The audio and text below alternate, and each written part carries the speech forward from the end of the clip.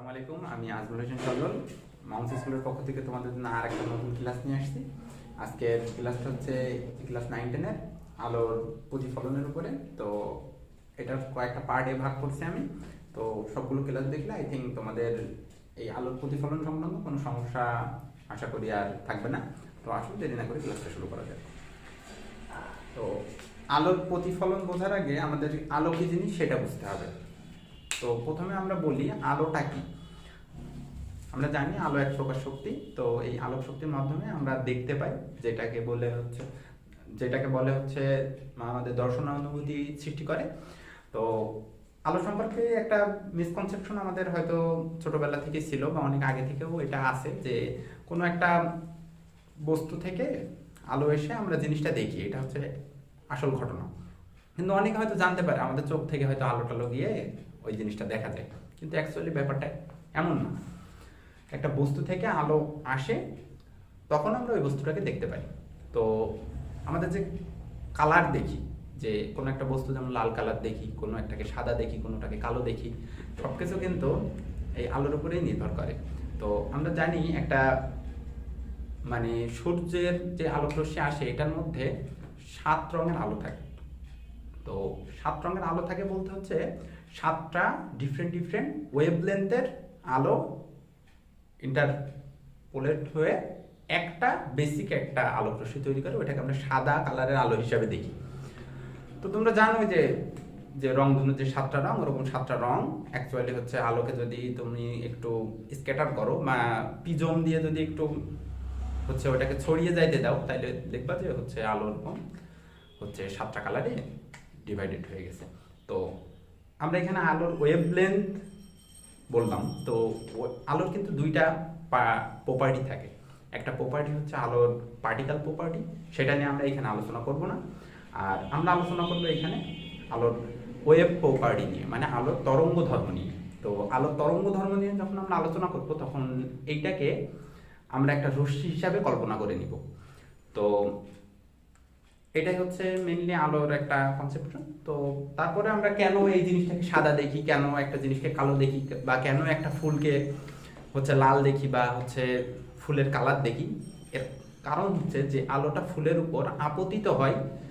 ওই ধরো একটা লাল ফুল দেখতেছি আমরা, তো এই লাল ফুলটার উপরে আলোর যতগুলো কালার আপতিত হয়, সবগুলো কালারের আলো এই ফুলের উপর আপতিত হয়। দেন ওইখান থেকে জাস্ট লাল কালারের ফুল হলে লাল কালারটা রিফ্লেক্ট করে বা লাল কালারটা প্রতিফলিত করে, যার কারণে ফুলটাকে আমরা লাল দেখি।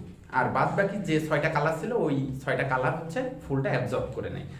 আবার এই যে বোর্ডটা আমরা সাদা দেখতেছি, কেন দেখতেছি সাদা দেখার কারণ হচ্ছে যে বোর্ডে যত রকম মানে আলো পড়তেছে, বোর্ডটা সবকিছু রিফ্লেক্ট করে দিচ্ছে। দ্যাট মিনস বোর্ডে যত আলো পড়তেছে, যত ধরনের তরঙ্গ দৈর্ঘ্যের আলো পড়তেছে, যত রকম কালারের আলো পড়তেছে, সব আলোটাই রিফ্লেক্ট করে দিচ্ছে, যার কারণে আমরা বোর্ডটাকে সাদা দেখছি। তেমনি ভাবে তোমরা তোমাদের স্কুলে যে ব্ল্যাক বোর্ড দেখো, ওই ব্ল্যাক বোর্ড কিন্তু বা কালো একটা বস্তু দেখো, তখন কি হয়, কালো মিন্স ওইখানে আলোর শূন্যতা, মানে ওইখানে আলো নাই। দ্যাট মিন্স যত ধরনের যত কালারের আলো ওই বোর্ডটাতে পড়ছে বা কালো বস্তুর উপরে পড়ছে, ওই সব কিছু ওই বোর্ডটা অ্যাবজর্ব করে নিছে, মানে চুষে নিছে, যার কারণে ওই জিনিসটাকে কালো দেখি। একইভাবে যদি কোনো গ্রিন কালারের কোনো বস্তুকে দেখি আমরা, তো ওইটা হচ্ছে গ্রিন কালার রিফ্লেক্ট করে, আর বাদ বাকি যেগুলো আছে ওইগুলো অ্যাবজর্ব করে নেয়। তো এমনিভাবে তোমাদের বইয়ের একদম ফার্স্টে একটা জিনিস আছে, লাইক এমন একটা জিনিস। তো এইখানে দেওয়া আছে 400 ন্যানোমিটার, আর এইখানে দেওয়া আছে 700 ন্যানোমিটার। তো তোমাদের বই অনুসারে আমি বলতেছি, অ্যাকচুয়ালি এটা 380 ন্যানোমিটার আর এটা হচ্ছে 780 ন্যানোমিটার। তো এটা অ্যাকচুয়ালি এরকম কোনো গ্রাফ না, তো তোমাদের বই অনুসারে আমি কথা বলতেছি। তো এই যে 380 ন্যানোমিটার আর 780 ন্যানোমিটার, এর মাঝখানে যদি আমরা বলছি, এই চ্যাপ্টারে আমরা তরঙ্গ ধর্ম নিয়ে, আলো তরঙ্গ ধর্ম নিয়ে এই চ্যাপ্টারে আমরা কথা বলবো। তো তাইলে 380 ন্যানোমিটার আর 780 ন্যানোমিটার হচ্ছে তরঙ্গ দৈর্ঘ্য আলো। তো বুঝতেই পারছো অনেক ছোট তরঙ্গ দৈর্ঘ্য। তো এই 380 ন্যানোমিটারের থেকে যদি কম হয়, সেই আলোকে আমরা দেখতে পারি না। একইভাবে 780 ন্যানোমিটারের থেকে যদি বেশি কোনো আলোর তরঙ্গ দৈর্ঘ্য হয়, সেই আলোটাকে আমরা দেখতে পারি না। তো 380 ন্যানোমিটারের কম তরঙ্গ দৈর্ঘ্যের আলোকে আমরা কিভাবে দেখি আর কি। তো 380 ন্যানোমিটার থেকে যে আলোর তরঙ্গ দৈর্ঘ্যটা কম, সেই আলো কিন্তু আমরা দেখি না, বাট ওই আলোটা আছে, ওইটাকে আমরা বলি হচ্ছে আল্ট্রাভায়োলেট বা অতিবেগুনি রশ্মি। একইভাবে এই যে 780 ন্যানোমিটারের যে আলোটা আমরা দেখি, এরপরে যে আলো নাই তা না, এরপরে মানে বড় বড় তরঙ্গ দৈর্ঘ্যের আলো কিন্তু আছে। তো সবার শেষে যেটা দেখি সেটা কিন্তু লাল আলো, লাল আলো তরঙ্গ দৈর্ঘ্য সব থেকে বেশি। তো এই 780 ন্যানোমিটারের পরে যে আলোটা দেখি ওটা হচ্ছে অবলোহিত রশ্মি, মানে অতি লাল রশ্মি। তো এই অতিবেগুনি রশ্মি বিভিন্ন ধরনের কাজে ব্যবহার হয়, আর অবলোহিত রশ্মি আবার বিভিন্ন ধরনের কাজে ব্যবহৃত হয়। তো এই যে 380 থেকে 780 ন্যানোমিটার মাঝখানে তরঙ্গ দৈর্ঘ্যের আলোটা আমরা দেখতে পাই। তো এইটা নিয়ে আমরা কথা বলবো। আর এই চ্যাপ্টারটা যেহেতু বলাই হয়েছে যে আলোর প্রতিফলন নিয়ে আলোচনা করবে, তো আচ্ছা এখন আমরা প্রতিফলন কি জিনিস সেটা বুঝবো। তো প্রতিফলন মানে বুঝতে পারছো যে শব্দে, যেমন তুমি যদি একটা শব্দ করো, এটা একটা কোনো প্রতিবন্ধক থেকে বাধা পেয়ে আবার হচ্ছে তোমার কাছে ফিরে আসে, এটাকে বলতেছে হচ্ছে প্রতিফলন। তো আলোর ক্ষেত্রেও ঠিক ওই রকমই ঘটনা ঘটে। ধরো এইটা একটা পৃষ্ঠ, এই পৃষ্ঠে ধরো একটা এমন আলো আপতিত হয়েছে, দেন এইখান থেকে প্রতিফলিত হয়ে আবার ফিরে যাচ্ছে, এইটা হচ্ছে প্রতিবন্ধক। যেমন শব্দের ক্ষেত্রে তোমরা হচ্ছে একটা প্রতিবন্ধকের শব্দ প্রতিফলিত হয়ে আবার তোমার কাছে ফিরে আসে, তখন এটা শুনতে পারো। তো এই যে ঘটনাটা, এটা হচ্ছে আলোর প্রতিফলন বলতেছি, আলো রশ্মি হিসাবে কল্পনা করে নিব আমরা। তো এই যে প্রতিফলকটা, এই প্রতিফলকটা যে কোনো ধরনের প্রতিফলক হতে পারে, সেটা মসৃণ হতে পারে, অমসৃণ হতে পারে। সব পৃষ্ঠ থেকে কিন্তু আলোর প্রতিফলন হয়। লাইক যেমন কি বলি, তোমাদের বাসার দেওয়ালও কিন্তু একটা প্রতিফলক, কিন্তু ওইটা কিন্তু অমসৃণ প্রতিফলক। আর তোমাদের বাসার সামনে যে মানে তোমাদের বাসায় যে আয়নাটা আছে, এটা কিন্তু একটা মসৃণ প্রতিফলক। মসৃণ প্রতিফলক কি আর অমসৃণ প্রতিফলক কি সেটা একটু পরে বোঝাবো। তো প্রতিফলন জিনিসটা বলুন, ধরো এইখান থেকে আলোক রশ্মি আসলো, এইখানে আপতিত হয় আবার প্রতিফলিত হয়ে ফিরে গেল। তো যতটুকু রশ্মি আপতিত হয়েছে ততটুকু কিন্তু ফিরে যায় না, এর কিছু অংশ এই পৃষ্ঠ কর্তৃক শোষিত হয়, মানে অ্যাবজর্ব করে নেয়। তো এইটা হচ্ছে মেনলি আলোর প্রতিফলন। তো এই যে রশ্মিটা আসছে, এটাকে বলতেছি আমরা আপতিত রশ্মি, এটাকে আমরা বলতেছি হচ্ছে প্রতিফলিত রশ্মি। আর এই যেই একটা পৃষ্ঠের উপরে এটা আপতিত হয়েছে, এটাকে বলতেছে হচ্ছে প্রতিফলক পৃষ্ঠ। যে বিন্দুতে আপতিত হয়েছে এটাকে বলতেছে হচ্ছে আপতন বিন্দু। আর এখন যদি আমি এই আপতন বিন্দু থেকে একটা লম্ব অঙ্কন করি, এই লম্বটাকে বলতেছে হচ্ছে অভিলম্ব। তো আলোর প্রতিফলন তো যেহেতু হচ্ছে, একটা খুব সুন্দরভাবে দেখছি যে আলোর প্রতিফলনটা হচ্ছে, তার মানে কি এখানে একটা সূত্র থাকবে আলোর প্রতিফলনের। তো সেই সূত্রটা কি? আলোর প্রতিফলনের দুইটা সূত্র আছে। এই দুইটা সূত্র তোমাদের হচ্ছে ক নাম্বার বা খ নাম্বারে অনেক সময় বর্ণনা করতে বলে। তো একটু এই দুইটা সূত্র একটু তোমরা নোট করে নাও। আচ্ছা দেখো, আলোর প্রথম সূত্রটা হচ্ছে কি? আলোর প্রথম সূত্রটা হচ্ছে আপতিত রশ্মি প্রতিফলিত রশ্মি, আপতন বিন্দুতে প্রতিফলকের উপর অঙ্কিত অভিলম্ব একই সমতলে অবস্থান করে।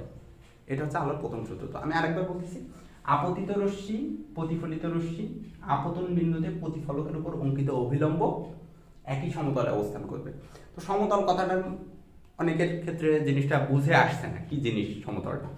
সমতল জিনিসটা হচ্ছে এটা এক সমতল, বা তুমি বাসার যে মেঝেতে আছো এটা একটা সমতল। মানে সমতল মানে কোনো উঁচু নিচু থাকবে না, যা কিছু আঁকবা সবকিছু ওই ফ্ল্যাট সারফেসের উপরেই থাকবে। দেখো এই কোনো দাগ, আমি যতগুলো লাইন টানছি, কোনো লাইন কি বোর্ড থেকে উঠে আসছে বা উঁচু নিচু আছে? লাইক এই যে এরকম উঁচু নিচু হয়েছে, কোনো হয় নাই, তাহলে এটা কিন্তু একটা সমতলের উপরে আছে। এইটা হচ্ছে আলোর প্রথম সূত্র।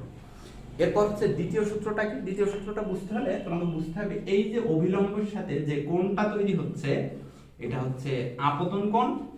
আর এই যে প্রতিফলিত রশ্মির সাথে অভিলম্বের যে কোণটা হচ্ছে, এটা হচ্ছে প্রতিফলন কোণ। তো আপতন কোণ আর প্রতিফলন কোণ হবে হচ্ছে সমান। এটা হচ্ছে আলোর প্রতিফলনের সূত্র।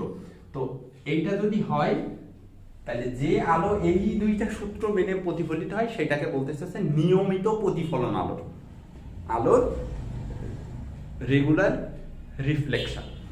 তো রেগুলার রিফ্লেকশন আর ইররেগুলার রিফ্লেকশন মানে নিয়মিত প্রতিফলন আর অনিয়মিত প্রতিফলন জিনিসটা বুঝতে হলে আমাদের সারফেস সম্পর্কে একটা ধারণা রাখতে হবে, মানে প্রতিফলক পৃষ্ঠটা কেমন হবে। একটা চিত্র হচ্ছে কি, দেখো এই সারফেসটা থেকে আলো খুব সুন্দরভাবে প্রতিফলিত হয়ে যাচ্ছে, আর এইটাতে দেখো আলো অনিয়মিতভাবে প্রতিফলিত হচ্ছে। অনিয়মিত মানে কি? দেখো এই যে রশ্মিটা আপতিত হচ্ছে মানে আবার এই যে প্রতিফলন হয়ে চলে যাচ্ছে, আবার এই রশ্মিটা দেখো এরই সমান্তরালে আপতিত হচ্ছে, আবার প্রতিফলিত হয়ে দেখো এর সমান্তরালেই গেছে। তার মানে এখানে আলোর যে প্রতিফলনের সূত্র আছে ওইটা মেনে প্রতিফলিত হয়েছে। আর এই সারফেসটা দেখো অনেক মসৃণ। আবার এইখানে দেখো আলো রশ্মি এই যে আপতিত হয়েছে এই দিক দিয়ে প্রতিফলিত হয়ে গেছে, আবার এইটা এই দিক দিয়ে আপতিত হয়ে এই দিক দিয়ে প্রতিফলিত হয়ে গেছে। তার মানে এটার কোনো রেগুলারিটি নাই। আবার দেখো সারফেসটাও দেখো অমসৃণ। তো এই ধরনের প্রতিফলনকে, যেটা আলোর প্রতিফলনের সূত্র মেনে প্রতিফলিত হয় না, সেটাকে বলে হচ্ছে অনিয়মিত প্রতিফলন। আর অনিয়মিত প্রতিফলন হওয়ার জন্য একটা মেন কন্ডিশন কি? কন্ডিশন হচ্ছে এরকম অমসৃণ সারফেস হতে হবে। তার মানে তোমাদের বাসার যে দেওয়ালটা আছে, দেওয়ালে দেখবো অনেক ছোট ছোট খাঁজ আছে, তার মানে ওইখান থেকে আলোর অনিয়মিত প্রতিফলন হয়, কারণ ওই পৃষ্ঠটা কি? অমসৃণ। আর তোমাদের বাসায় যে দর্পণ আছে, মানে আয়না আছে, ড্রেসিং টেবিলের যে আয়না আছে, ওইখান থেকে দেখবা যে ওই ফ্ল্যাটটা মানে পৃষ্ঠটা একদম মসৃণ, তার মানে ওইখান থেকে খুব সুন্দর একটা নিয়মিত প্রতিফলন হয় আলো। এর কারণে আমরা জিনিসগুলোকে চকচকে দেখি। তার মানে কি বুঝলাম? এখান থেকে যে জিনিসগুলোকে আমরা চকচকে দেখি, মানে খুব উজ্জ্বল দেখি, সেটা তার সারফেসটা তত বেশি মসৃণ। যত বেশি মসৃণ হবে তত জিনিসটা কি দেখি? আমরা চকচকে দেখি। একইভাবে যে জিনিসটাকে যত মানে অনুজ্জ্বল দেখায়, সেটা কিন্তু এই যে অমসৃণ সারফেসের কারণে মানে ওইখান থেকে আলোর অনিয়মিত প্রতিফলন হয়। তো মোটামুটি প্রতিফলন সম্পর্কে একটা ধারণা পাইছি আমরা। তো এরপর যেটা আসবো সেটা হচ্ছে আমরা প্রতিবিম্ব কাকে বলে এই জিনিসটা দেখব, আর তারপরে হচ্ছে বিভিন্ন দর্পণ নিয়ে আলোচনা করব। তো আসো ওইটা দেখি। ধরো এইটা একটা সমতল দর্পণ।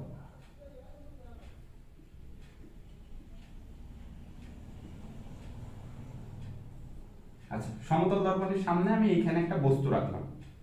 তো এই যে বস্তুটা রাখলাম, তো এইখানে এই বস্তুটার একটা প্রতিবিম্ব তৈরি হয়। প্রতিবিম্ব জিনিসটা হচ্ছে তুমি আয়নার মধ্যে বিপরীত সাইডে যাকে দেখো ওইটাই হচ্ছে প্রতিবিম্ব, সহজ ভাষায়। আর একটু জটিল করে বুঝতে গেলে জিনিসটা হচ্ছে এই, তুমি যে সমতল দর্পণে তোমাকে দেখো, তুমি এইখানে দাঁড়াও আর আয়নার মধ্যে একটা জিনিস দেখতে পারো তোমার মতন, সেটাই হচ্ছে তোমার প্রতিবিম্ব। প্রতিবিম্ব জিনিসটা হচ্ছে এর সমতল দর্পণে আলোর প্রতিফলনটা কিভাবে হয় সেটা বোঝানোর জন্য তোমাদেরকে এই চিত্রটা আঁকছি। তো এটা কিন্তু তোমাদের সৃজনশীল প্রশ্নের জন্য অনেক বেশি ইম্পর্টেন্ট। তো একটু দেখো, এই একটা দর্পণ, দর্পণটা হচ্ছে এবি একটা দর্পণ। তোমাদের বাসার সামনে যে আয়নাটা থাকে ওইটা হচ্ছে ধরো এবি। তো একটা বস্তু মানে কি? অসংখ্য বিন্দুর সমন্বয়ে গঠিত হয় না একটা বস্তু? তো আমরা একটা বিন্দুর প্রতিবিম্ব যদি নির্ণয় করতে পারি, তাহলে কিন্তু আমরা একটা পুরো বস্তুর হচ্ছে বিম্ব নির্ণয় করতে পারবো। কারণ কি? অনেকগুলো বিন্দুর সমষ্টি হচ্ছে একটা বস্তু। তো দেখো, এইটা হচ্ছে আমাদের সেই টার্গেট পয়েন্ট। তো এই বিন্দু থেকে আমরা ধরলাম একটা আলোক রশ্মি দর্পণের পি বিন্দুতে আপতিত হচ্ছে। তো আরেকটা জিনিস তোমাদের বলে রাখি, এইটা ধরো একটা হচ্ছে সারফেস। তো এখন আলোক রশ্মি যদি এইভাবে তির্যকভাবে আপতিত হয়, তার মানে এইভাবে প্রতিফলিত হয়ে ফিরে যায়, আর সেই ক্ষেত্রে এই কোণ আর এই কোণটা সমান হয়। কিন্তু আলোক রশ্মি যদি এই সোজাসুজি আপতিত হয়, তাইলে কিন্তু আলোক রশ্মির কোনো দিক চেঞ্জ হয় না। কেন দিক চেঞ্জ হয় না? এর কারণটা হচ্ছে, দেখো এইটা এই বরাবর আপতিত হওয়া মানে কি? কোনো আপতন কোণ নাই, মানে আপতন কোণ জিরো। তাইলে কি প্রতিফলন কোনো জিরো হবে না? তো আপতন কোণ জিরো মানে কি? একেবারে অবিলম্বের মধ্যে দিয়ে আলোকটা পাস করতেছে, তাইলে ওই পথেই ফিরে যাবে। তো একইভাবে দেখো, এটা একদম এই সারফেসে লম্বভাবে আপতিত হচ্ছে, লাইট এইখানে এই অভিলম্ব বরাবর আলোক রশ্মি আপতিত হয়ে যাবে ওই রকম। তাইলে কি এটা আবার এই বরাবরই ফিরে যাবে, তার মানে এই বরাবরই আলোক রশ্মিটা ফিরে গেছে। আর একটা আলোক রশ্মি তির্যকভাবে দর্পণের ও বিন্দুতে আপতিত হয়েছে, তার মানে সেটা কি? আলোর প্রতিফলনের সূত্র মেনে এই যে আপতন কোণ সমান প্রতিফলন কোণ, এই সূত্র মেনে প্রতিফলিত হয়ে এই যে এই রশ্মিটায় ফিরে গেছে। আচ্ছা, তো তাইলে দেখো এই রশ্মিটা আর এই রশ্মিটা দেখো বাস্তবিক পক্ষে কখনো মিলিত হচ্ছে না। তো আমরা কি করছি? এটাকে বর্ধিত করে x ড্যাশ পর্যন্ত বাড়াইছি, আর এইটাকে মানে পি বিন্দু থেকে বর্ধিত করতে করতে x ড্যাশ পর্যন্ত বর্ধিত করছি। তারপরে আমরা দেখলাম যে এই দুইটা রশ্মি বাস্তবিকভাবে মেলে নাই, কিন্তু আমরা পেছন দিকে বর্ধিত করছি, মানে অবাস্তবভাবে জিনিসটা মিলে গেছে।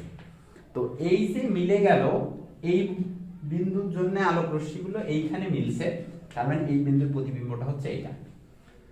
তো এখন আমাদের যে জিনিসটা প্রমাণ করতে বলে হচ্ছে যে সমতল দর্পণ থেকে বস্তুর দূরত্ব যত, সমতল দর্পণ হতে বিম্বের দূরত্বও তত। এই জিনিসটা আমাদেরকে প্রমাণ করতে বলে। এটা সৃজনশীল প্রশ্নে বিভিন্নভাবে হচ্ছে দিয়ে আমাদেরকে বলে হচ্ছে যে এটা প্রমাণ করতে। তো আসলে আমরা প্রমাণ করি। তো এইটা একটা কি, এইটা আর এইটা কি, প্যারালাল, দুইটা কি সমান্তরাল।